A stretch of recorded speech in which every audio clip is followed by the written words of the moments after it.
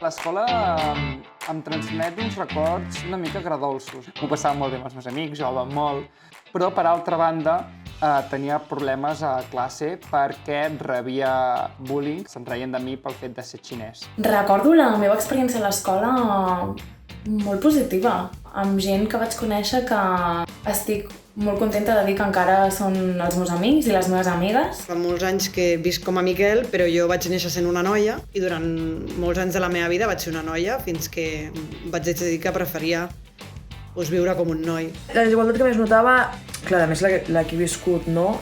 És amb el tema del meu cos. Em feia saber molt que estava grassa i tot això. Però vaig agafar i vaig donar-li la volta a la truita. Vaig començar a riure'm de mi mateix, la meva manera de superar l'assetjament escolar.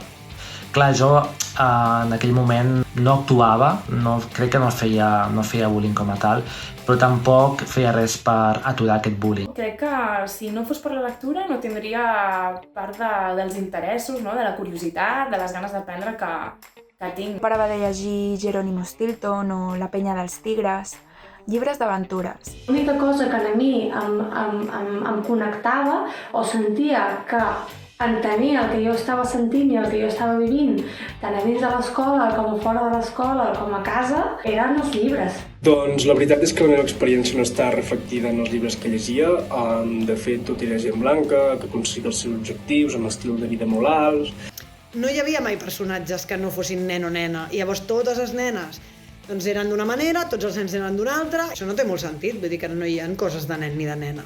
Per exemple, la novel·la Heartstopper, no? Fa 15 o 20 anys era impensable que pogués tenir tant d'èxit un tipus de novel·la on els protagonistes eren obertament homosexuals. Recuerdo especialmente un libro que se llama Momo, de Michael Ende. Fantàstica Matilda, i la seva història, no? Tant de superació com de lluita. Deixeu enrere aquesta idea de llegir per obligació i entreu una mica en la idea de i si trobo un llibre que és per mi. No hi ha millor refugi que els llibres, que l'art, les pel·lícules. Són fonts de cultura que us faran més rics internament.